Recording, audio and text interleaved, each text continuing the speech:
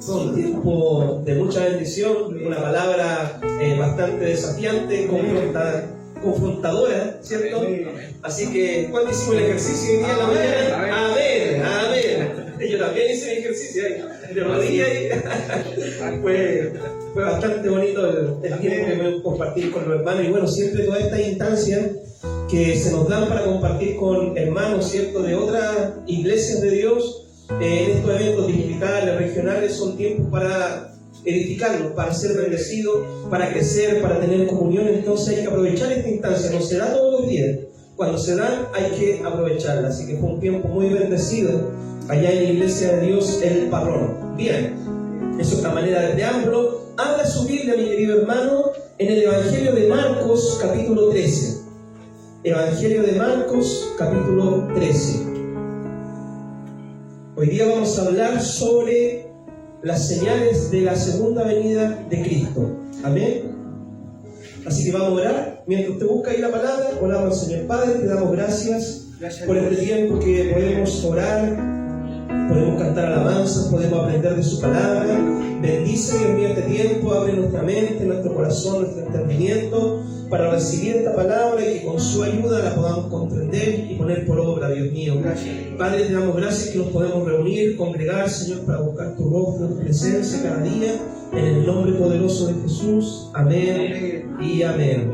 Bien, si tiene ahí Marcos capítulo 13, dice así la palabra del Señor. Ahí sentadito como está, vamos a ir leyendo y vamos a ir explicando. Saliendo Jesús del templo, le dijo uno de sus discípulos: Maestro, mira qué piedras y qué edificios. Jesús respondiendo le dijo: ¿Ves estos grandes edificios? No quedará piedra sobre piedra que no sea derribada. Cuando los judíos fueron llevados cautivos a Babilonia, los babilónicos destruyeron el templo. Y los judíos estuvieron 70 años en Babilonia, y después, cuando regresaron, ¿cierto?, a su tierra, ellos reconstruyeron el templo. Eso aproximadamente 500 y algo años antes de Cristo. Bien, y este templo, ¿cierto?, que reconstruyeron los judíos, Herodes empezó a remodelar este templo unos 15 años antes del nacimiento de Cristo. Y terminó de remodelar el templo en el año 64 después de Cristo. Y el templo, ¿cierto?, le hizo unas ampliaciones, lo hermoseó el templo, todo esto para complacer a los judíos y caer en gracia con los judíos. Nosotros sabemos de que para el pueblo judío hay tres cosas que son muy importantes: la tierra, ¿cierto?, la tierra ahí donde ellos habitan, la ley, obviamente, la palabra, y también el templo. ¿Ya? Entonces, el propósito de la remodelación que le hizo Herodes, ¿cierto?, dijimos 15 años antes de Cristo, ¿cierto?, que la terminó esta remodelación en el templo en el año 64 después de Cristo, era para congraciarse con los judíos. Pero ¿qué es lo que sucedió? El templo, como bien dice acá la palabra, ¿cierto?, que Jesús predijo esto, fue una profecía que dijo Cristo: no quedará piedra sobre piedra en este lugar. El templo fue destruido, el templo de Jerusalén fue destruido en el año 70 por el general Tito, general romano Tito, ¿ya? Algunas de las sectas que había en el judaísmo eran los celotes, y este era un grupo armado, guerrillero, que hacía la guerra a Roma y no se quería someter al imperio romano, y tantas revueltas que hubieron, finalmente Jerusalén fue aplastada, ¿cierto?, y el templo fue destruido en el año 70, cumpliendo es así la profecía que había dicho el Señor. Para los judíos, ¿cierto?, era algo imposible de que el templo fuera destruido. Cuando ellos escucharon esta profecía, le tiene que haber causado mucha extrañeza, ya que el templo es el lugar donde habita Dios para ellos. Entonces, el que sea destruido era como algo imposible, algo inimaginable en su mente. Pero Jesús dijo de que Dios ya no iba a habitar, ¿cierto?, en templos o casas hechas por hombre, sino que Él ahora iba a habitar dentro de nuestros corazones, en nuestra vida. Cuando nosotros, mis queridos hermanos, recibimos al Señor como nuestro Señor y Salvador, el Espíritu Santo, Dios mismo, viene a morar dentro de nosotros. Somos sellados por el Espíritu Santo, y ahora nuestro cuerpo, nuestra vida, se convierte en templo del Espíritu Santo, en templo de Dios. El Señor, ¿verdad?, como dijimos el otro día, se manifiesta de una forma especial cuando nos reunimos en el templo o en cualquier lugar para adorar su nombre. El Señor se va a manifestar de una forma especial, pero ahora el Señor vive dentro de ti. Todos los días, 24/7, está el Señor contigo todos los días, desde la mañana hasta la noche, y Él no te deja ningún día del año. Él mora en tu vida, en tu corazón, dentro de ti, ¿ya?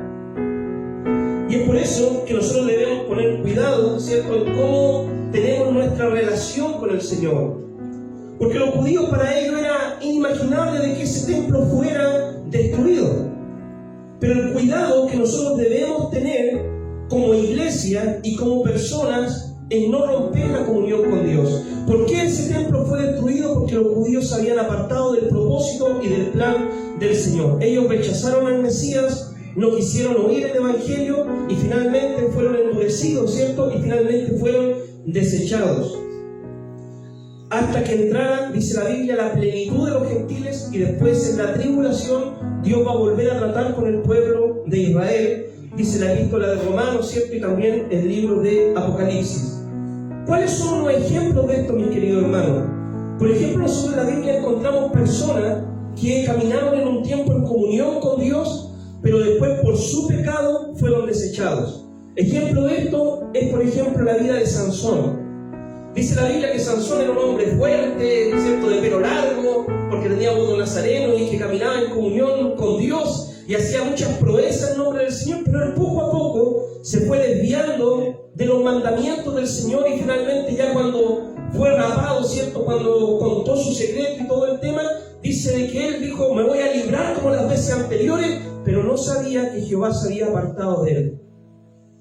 Ese es el peligro, mi hermano, de romper nuestra comunión con el Señor. Podemos decir: yo soy escogido, yo hice mi oración de fe, yo acepté a Cristo hace 20 años, pero si yo constantemente estoy pecando, constantemente me estoy alejando del Señor, constantemente estoy desobedeciendo la palabra, estoy rompiendo mi comunión con Dios, y un día yo voy a decir: soy cristiano, y el Señor me va a decir: nunca te conocí, apartado de mí, hacedor de maldad. Ese es el peligro, ¿cierto?, que podemos correr nosotros si rompemos nuestra comunión con Dios. Y eso fue lo que le pasó al pueblo de Israel, ¿cierto? Ellos decían: casa de Jehová, templo de Jehová, acá mora el Señor, pero ellos se habían desviado y finalmente fue destruido ese templo. Otra cosa, otra historia, ¿cierto?, la vemos en la vida del rey Saúl. Saúl era un hombre escogido por Dios, fue el primer rey que Dios puso en el pueblo de Israel. Fue un hombre que Dios lo eligió entre muchos que él podía elegir, escogió a Saúl. Pero Saúl se obstinó en su corazón en hacer las cosas a su manera. Y fue tanto que empezó a desobedecer, y finalmente Dios, ¿qué es lo que hizo? Lo desechó también. Y escogió a un hombre conforme a su corazón, al rey David.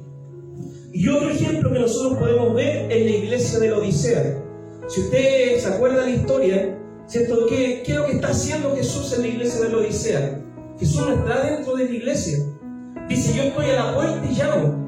La iglesia de la Odisea es iglesia tibia, es iglesia materialista, es iglesia fría, ¿cierto? Había echado con sus obras a Jesús del templo. Y Jesús está a la puerta tocando para poder entrar y tener nuevamente comunión con su pueblo. Entonces, mi querido hermano, el tener comunión con Dios es muy importante para que no seamos destruidos, para no ser desechados, para no ser puestos a un lado. Amén. Sigamos leyendo lo que dice la palabra, versículos 3 y 4. Y se sentó en el monte de los olivos, frente al templo, y Pedro, Jacobo, Juan y Andrés le preguntaron aparte: dinos, ¿cuándo serán estas cosas y qué señal habrá cuando todas estas cosas hayan de cumplirse? Pedro, Jacobo y Juan pertenecían al grupo íntimo del Señor. Nosotros nos vamos a ver a estos personajes, Pedro, Jacobo y Juan, en varias instancias con el Señor. Cuando fueron al monte de la transfiguración, en diferentes circunstancias, cuando el Señor fue a orar, ¿cierto? Ahí, antes de ir a la cruz, fue también con su grupo de escogidos, su grupo íntimo. Y a este grupo se le añadió una persona más, que es Andrés. Y ellos querían saber, ¿cierto?, cuáles eran las señales que iban a suceder en los últimos tiempos. Y yo creo de que esto es una curiosidad que mucha gente tiene hoy en día. ¿cierto? ¿Cuáles son las señales de los últimos tiempos? ¿Cuándo vendrá Cristo? Y algunos van poniendo fechas. Yo me acuerdo, hermano, años atrás, en el 2000 viene Cristo, ¿cierto? Y algunos, ¿cierto? Hasta se suicidaron, ¿cierto? Pensando de que Cristo iba a venir en el 2000 y se iba a acabar el mundo. Después no, que Cristo viene en el 2012 y todo ahí afanado porque el calendario de los mayas decía que Cristo viene en el 2012. Después no, que Cristo viene en tal fecha. Y esto es un error, mi hermano. Es verdad que nosotros queremos saber cuando el Señor va a venir, pero es un error el colocar fechas. Porque la misma palabra de Dios dice que el Señor dijo: ni aún los ángeles ni nadie sabe esto, sino solo mi Padre que está en los cielos. Ese día está reservado en el conocimiento de Dios solamente. Entonces es un error nuestro el tratar de poner fechas. O como muchas veces dicen algunos hermanos, ¿cierto? No, estudiando las profecías, estudiando la escatología, han sonado las trompetas, hay los eventos, porque es la fiesta judía, y no, Cristo va a venir ahora en septiembre, el 19 de septiembre. Entonces es un error, mi hermano. Ya, porque Dios no nos manda a poner fecha. Lo que sí nos pide el Señor es que nosotros podamos estar preparados para su venida. Que cuando venga nos haya nosotros listos y dispuestos para poder entrar en aquellas moradas con Él. Desde la venida del Espíritu Santo, desde el día de Pentecostés hasta ahora, a este tiempo se le conoce como los últimos tiempos. Desde que vino el día de Pentecostés hasta ahora, que han pasado más de 2000 años, a esto se le conoce como los postreros tiempos. El profeta Joel dijo: en los postreros tiempos derramaré de mi espíritu. Vuestros hijos profetizarán, vuestros jóvenes soñarán sueños, y todo eso habrá una manifestación sobrenatural del Espíritu en estos tiempos. Y ahora estamos en esos tiempos, desde la venida de Pentecostés hasta ahora. ¿Ya? Han pasado más de 2000 años y Cristo aún no ha venido, pero debemos recordar lo que dice la palabra, que para Dios 1000 años, ¿cuánto es? Es como un día solamente. Y el Señor no retarda su promesa, no porque se haya olvidado o no porque no va a venir. El Señor retarda su promesa, su venida. ¿Por qué? Porque no quiere que nadie se pierda, sino que le está dando la oportunidad a todo el mundo de reconciliarse con Él, de oír el Evangelio y ponerse a cuentas con Dios. Si Cristo viniera el día de hoy, mi querido hermano, ¿cómo está tu vida para entrar al reino de los cielos? ¿Estás preparado? Si hoy mismo viniera el Señor a la noche o dentro de un rato, porque dijo el Señor: puedo venir al mediodía, a la tarde, a la noche, ¿cierto? En cualquier momento hay algo inesperado. Es como un ladrón cuando va a robar una casa. Nadie sabe, ¿cierto?, el momento que van a entrar a robar. El Señor así va a venir como un ladrón en la noche. Y si tú no estás preparado, ¿cierto?, va a pasar el rato y no te va a dar ni cuenta. Va a venir el Señor y tú no vas a estar a darte ni siquiera por aludido. Pero si tú estás preparado, vas a entrar a aquellas moradas. Si Cristo viniera, ¿estamos listos para entrar a aquel lugar? Es una reflexión que tenemos que analizar a nivel personal. Amén. El Señor, ¿verdad?, retarda su venida porque no quiere que nadie se pierda. Pero lo más importante, mis queridos hermanos, como les dije, es poder estar preparados para que cuando partamos de este escenario de la vida podamos estar en la presencia del Señor. O sea, que Cristo venga o que partamos, podamos estar. Porque algunas veces, mis queridos hermanos, nosotros decimos: no, yo estoy esperando, ¿cierto?, la venida de Cristo, y de repente Dios puede venir antes por tu vida. Nosotros no sabemos el día de nuestra hora de partir de este escenario de la vida. Podemos, hermano, ir cruzando la calle, tenemos un accidente, un infarto, cualquier situación, una enfermedad, y podemos partir. El tema, mis queridos hermanos, es que debemos vivir cada día como si Cristo viniera. Debemos vivir cada día a cuentas con Dios. Debemos vivir cada día preparados para estar en la presencia del Señor. Y si hay algo, hermano, que está cortando la comunión entre tú y Dios, hoy es tiempo de solucionar ese problema. No dejes pasar un día, ni 2 días, ni 3 días. Hoy es tiempo de arreglar cuentas con el Señor, porque tú no sabes el día de la venida del Señor, ni el día de tu partida. Y eso puede ser en cualquier momento. Muchos cierran y causan mal testimonio al Evangelio al poner fechas a la segunda venida de Cristo. Esto es típico de sectas y de falsos profetas. Todas las sectas, mi hermano, caen en este error de ir colocando fechas. No, que Cristo va a venir en tal año, en tal fecha. O falsos profetas se levantan y dicen: no, que Cristo va a venir en tal época y todo. Esto es característico de las sectas, de aquellos que se desvían de la palabra del Señor y empiezan a predicar otros evangelios, otros mensajes. Mientras Cristo viene, ¿qué es lo que debemos ¿qué es lo que nos interesa a nosotros? Predicar el Evangelio y hacer discípulos. Dice la palabra de Dios en el libro de los Hechos, capítulo 1, versículo 8, de que cuando Cristo iba ascendiendo a los cielos, ¿cierto?, le preguntaron a los discípulos: Señor, ¿y cuándo será tu reino? ¿Cuándo establecerás tu reino?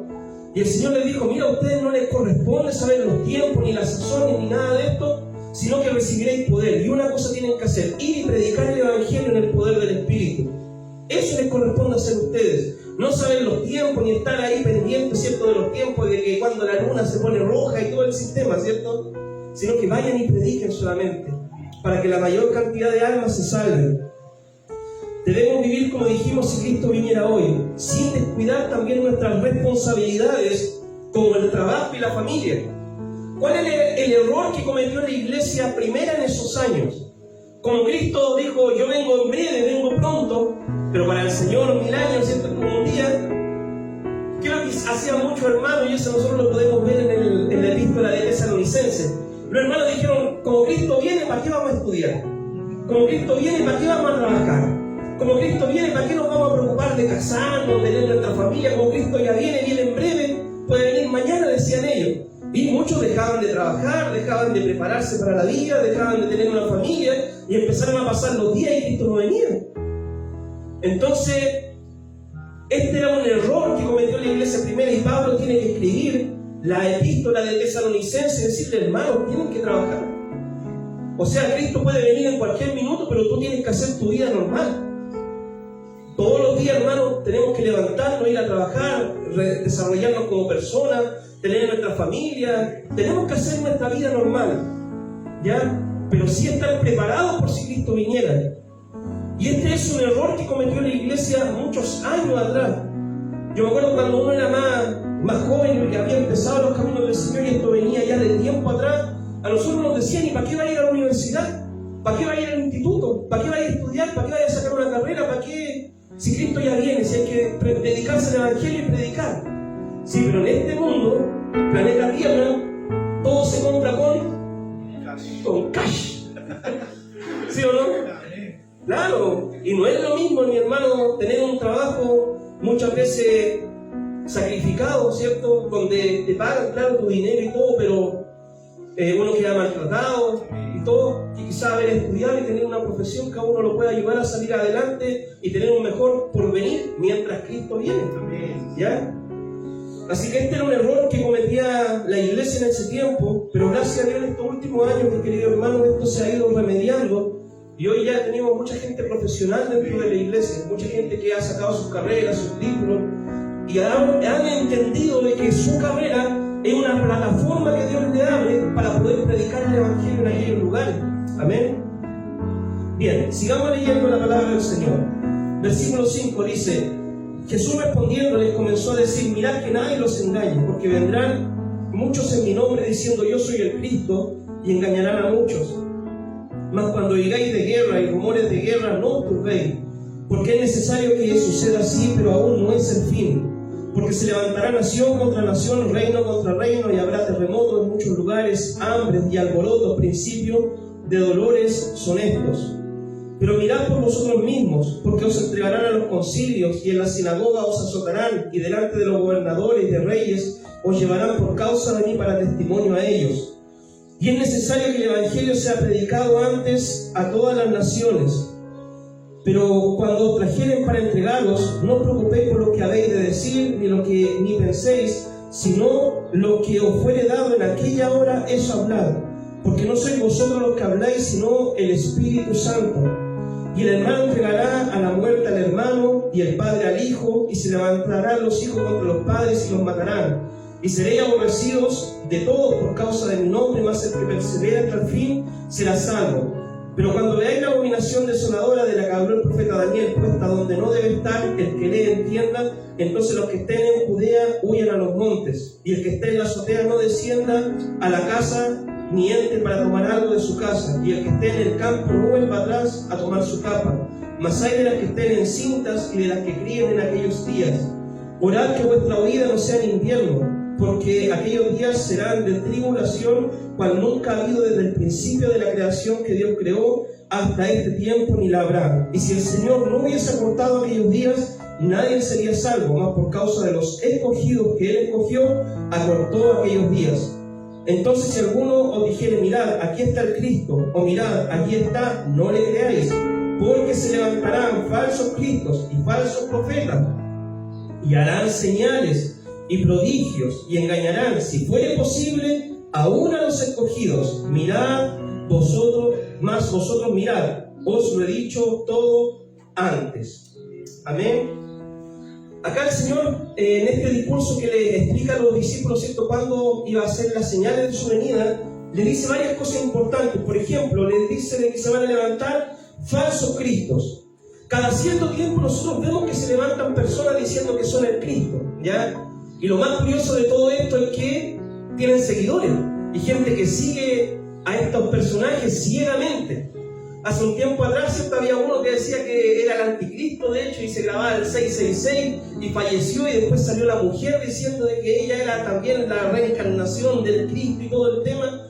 Entonces, hermano, uno se pregunta por qué ellos pueden presentar esto y la gente lo sigue. Y lamentablemente hay muchas personas que se engañan por no estar leyendo la palabra. Son seducidos por estos falsos profetas, estos falsos maestros, estos falsos cristos, y la gente los sigue ciegamente porque no analiza las cosas desde la perspectiva de la Biblia, ni tienen los dos pies bien puestos sobre la tierra. Mis queridos hermanos, nosotros el Evangelio lo debemos vivir de esta forma, con las manos bien en alto adorando al Señor, pero con los dos pies bien puestos sobre la tierra y con el sentido común bien abierto, ¿ya? No podemos ser ingenuos, no podemos ser personas que no nos demos cuenta de la realidad y de los tiempos en que estamos viviendo, ¿ya? Cuando el Señor regrese, dijo que todo ojo lo vería. Él aparecerá en las nubes y será un hecho incuestionable e irrepetible.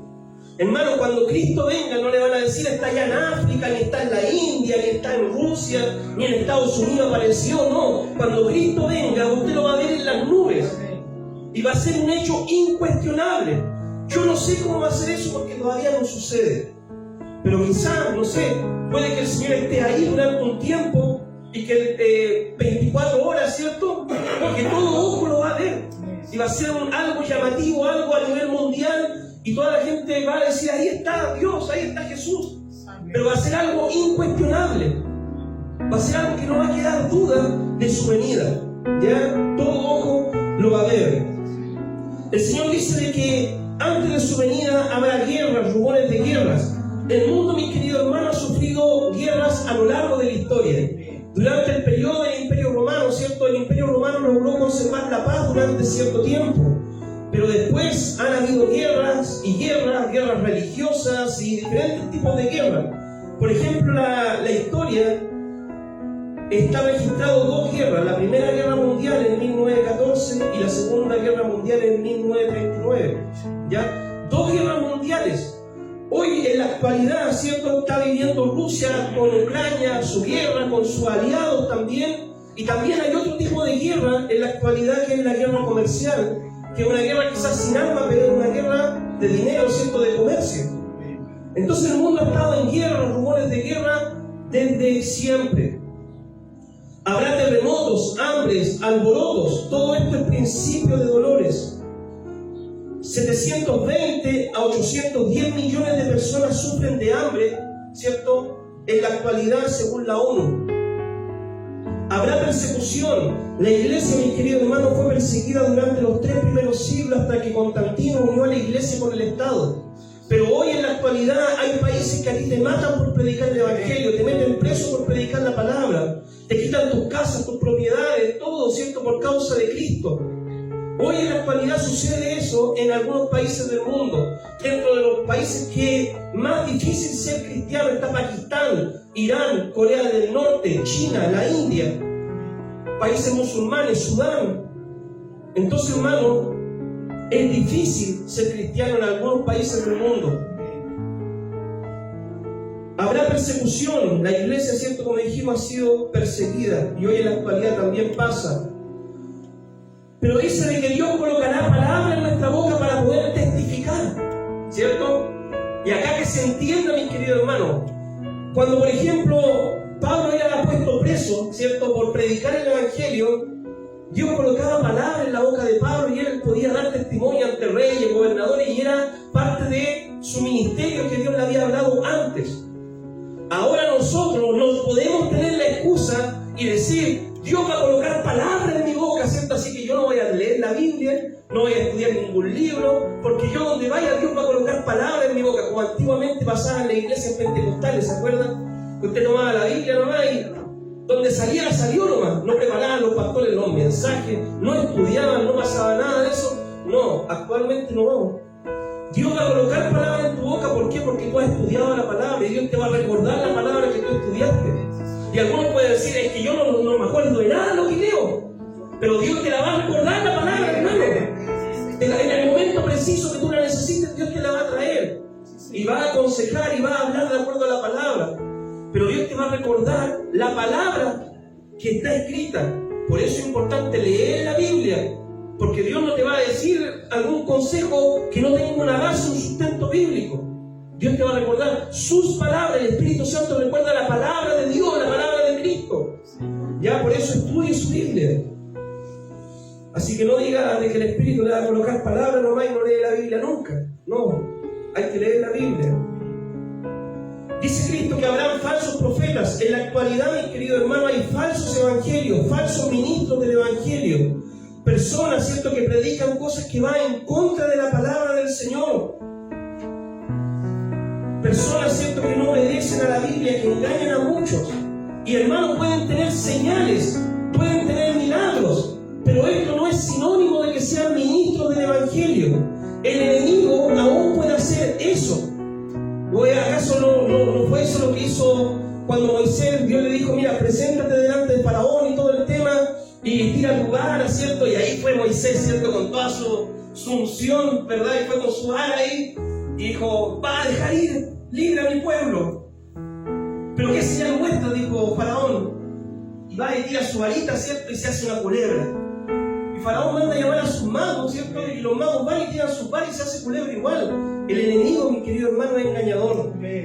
Y Satanás puede hacer falsos milagros. Por eso el que haya milagros, el que haya señales, no es sinónimo de que sea un respaldo del Espíritu Santo. ¿Cómo tú vas a medir, ¿cierto?, si un ministro predica o no el Evangelio, si está basado en la Escritura? Por eso tú vas a medir si la predicación, o si es un pastor, un ministro de Dios o no de Dios, por lo que predica, si tiene un sustento bíblico. Y además dice la Escritura, por los frutos los conoceréis. Por cómo es como persona, por los frutos del Espíritu Santo, si tiene amor, gozo, paz, paciencia, benignidad, fe, mansedumbre, templanza. Porque una persona puede predicarte, hermano, hermoso, precioso, maravilloso, detrás de un púlpito, pero si se baja de ese púlpito y es una persona, ¿cierto?, con malos frutos, con malas actitudes, con mal comportamiento, con una doble vida, aunque predique, hermano, como Jesús o como los dioses, es un falso profeta. Por los frutos los conoceréis, hermano, está tan claro. Jesús dijo por lo mismo, esto ya lo había dicho antes. Así que no se dejen engañar, no se dejen apantallar, mi querido hermano. La predicación de los ministros fieles del Evangelio se basa en que prediquen la palabra con fidelidad y que digan el Evangelio que predican. Ya no va a ser padre gatica, ¿cierto? Predicamos y no practicamos, no. Hay que vivir lo que se predica. Bien, seguimos avanzando. Otras señales que el Señor dijo que habrían es que los postreros días serían los tiempos como Sodoma, como Gomorra. Yo hoy veo, mi hermano, que hay una confusión en cuanto a la sexualidad, ¿cierto?, en la sociedad actual, donde muchas veces se quiere normalizar lo que es anormal y se promulgan leyes, mis queridos hermanos, para legalizar cosas que son impensadas. Miren, mi hermano, hay algo que se llama la ventana de Overton, ¿ya? La ventana de Overton, y la ventana de Overton es un pensamiento filosófico político, ¿ya? ¿Y qué es lo que postula la ventana de Overton? Que tú puedes legalizar cosas que aún son impensadas. Yo me acuerdo, mi querido hermano, años atrás, ¿cierto?, cuando yo iba al colegio, a ti que te dijeran que tú eres gay, ¿cierto?, o pusieran en duda tu masculinidad, a uno lo ofendía, ¿cierto? A ti te ofendía eso, que no, o sea, ¿qué te pasa, ¿cierto? Pero hoy en día resulta todo lo contrario. Hoy en día, ¿cierto? Uno no puede hablar de estos temas con libertad y decir, no, yo pienso diferente, yo creo lo que dice la palabra, que Dios creó hombre, mujer, porque puede ofender, ¿cierto?, a las personas. Y muchas veces son respaldados, ¿cierto?, por leyes políticas que cubren ciertos pensamientos, filosofías, doctrinas, enseñanzas que van en contra de la palabra. La ventana de Overton, mis queridos hermanos, se trata de esto, de legalizar cosas muchas veces impensadas que la sociedad podría hacer. Años atrás, ¿quién iba a pensar, hermano, en abortar niños? Pero poco a poco esto va legalizándose hasta que finalmente dicen, no, que es un derecho de la mujer que la mujer pueda abortar. ¿Y el derecho del niño? ¿Dónde queda? Si la criatura que está en el vientre es un ser vivo. Y muchas veces, mis queridos hermanos, la sociedad actual está tan confundida que parece que respetamos más la vida de un animal, un perrito, un gato, ¿cierto?, que la misma vida de un ser humano. Entonces, esta es la sociedad confundida en la que vivimos hoy en día. Dice la palabra que antes de la venida de Cristo serán los días como Noé. Noé predicó 120 años y nadie creyó a su predicación. Solamente él y su familia, por gracia, fueron salvos, porque yo creo que Noé, hermano, le dijo, ¿se meten al arca o se meten al arca? Porque yo no me voy solo, pero yo creo que por amor a Noé, ¿cierto?, Dios salvó a su familia. ¿Ya? Solamente Noé y su casa fueron salvos, 8 personas, y el mundo fue condenado, pero Noé predicó 120 años. ¿Cómo está la sociedad hoy en día? Uno sale a predicar, hermano, y la gente no quiere oír el evangelio. O sí quieren oír un evangelio agradable a su oído. Un evangelio que le digan de que todo está bien, de que Dios te ama, que Dios te quiere bendecir, que Dios te quiere prosperar, que Dios te quiere ayudar. Pero no le gusta que le hablen del Dios que pide santidad. No le gusta que le hablen del Dios que pide compromiso. No le gusta que le hablen del Dios que nos pide estar a cuenta. No le gusta que le hablen del Dios que nos dice que abandonemos el pecado, que nos arrepintamos. Queremos un Dios a la medida nuestra, en la sociedad actual. Entonces, hermano, estos son los tiempos, ¿cierto?, que dijo Cristo que íbamos nosotros a vivir. En los postreros tiempos, algunos en la iglesia, de hecho, están esperando el gran avivamiento de la iglesia. Y la palabra de Dios dice de que antes de la venida de Cristo, quizás no va a haber un gran avivamiento, va a haber una gran apostasía dentro de la iglesia. ¿Ya? Eso dice, antes de la venida, ¿cierto?, va a haber tiempo de apostasía. Hombres amadores de sí mismos, ¿cierto? Y ahí dice la palabra en las epístolas de Timoteo. Así va a ser, ¿cierto?, los tiempos postreros. Dice la palabra que el evangelio será predicado en todo el mundo. En todos los países, mis queridos hermanos, actualmente se ha hecho el intento de predicar el evangelio. Y hay países no alcanzados o menos alcanzados, no porque el evangelio no haya querido llegar a ellos, sino porque aquellos países le han cerrado la puerta al evangelio por medio de su religión o su política. Pero el evangelio ha hecho el intento de llegar a todas las naciones. ¿Ya? Dice Cristo que la ciencia aumentaría.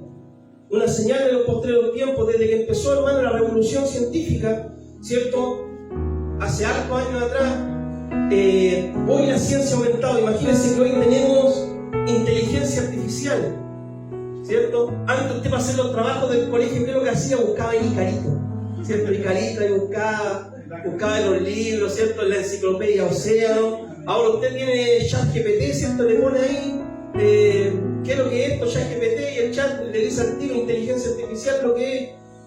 Y de hecho hasta eso están usando en la universidad muchas personas para sacar sus trabajos universitarios. ¿Ya?